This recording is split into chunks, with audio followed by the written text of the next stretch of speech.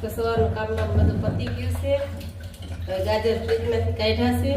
ગાજર કાઢી જો ધોઈ સરસ છે, ધોઈને તડકાને બહાર સૂકી નાખું. ગાજરના જ હળવો બનાવવો છે. લઈ આવી છે ને આજે 8-10 દી થયા છે. હજી 8 દી થઈ આવી છે. વારો જ ન થાય. આજે વારો આવી બધું દેવાની વાત છે. એમાં ફ્રીજમાં પડ્યા હોય બગડી નહીં થઈ.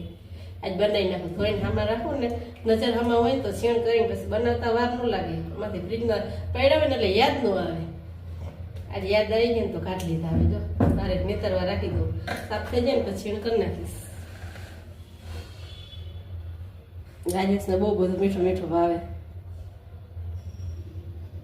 ગાજર સરસ સાફ કરી નાખ્યા છે. ધોયા હતા ને તે પછી અસલના કોરા લૂસીને છોલી નાખ્યા છે. અને મઠફળ ગયા હતા તે કાઢ્યા છે. અને આ છોલેલું છે. આ મસાલો લેવા ગઈ હતી બધાય હલવામાં નાખવાનો. અને ચોપરમાં કરવું છે. ચોપરમાં કરી નાખીશ. એટલે આટલા વર્ષથી અમે આમાં કરતા હતા. આજ વળી મેરી ચોપરમાં કરી નાખીશ. પછી હલવો પાછી બનાવીશ ને તો તમને મળીશ. જો ગાજરનો હલવો બનાવું છું. ગાજરના હલવાની સામગ્રી બતાવી દઉં. તો ગાજર છે, પેલા છીણી લીધું છે, ખાંડ છે, ઘી છે, દૂધ ગરમ કરી લીધું છે, એલચી છે, કાજુ બદામનો ભૂકો છે ને આમાં ચોપર કર્યું હતું. જો ગાજર આમાં કર્યું છું. હવે આમાં બનાવ્યું ને તો પાછું તમને બતાવું અહીંની સામગ્રી.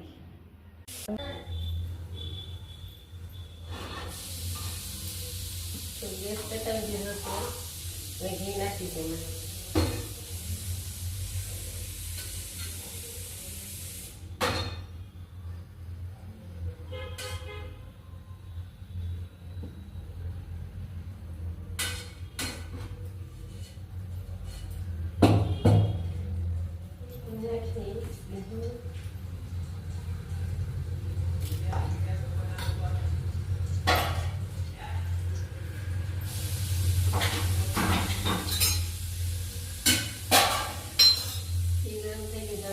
ગાજર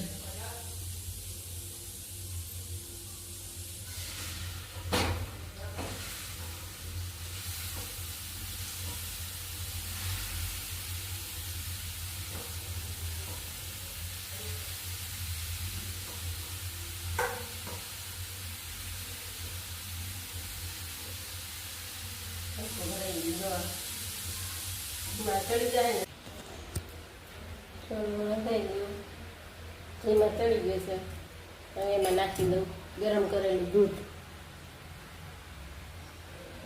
ગરમ કરેલું દૂધ નાખી દઉં. એમાં રંધાઈ જાય. પછી આમાં ખાંડ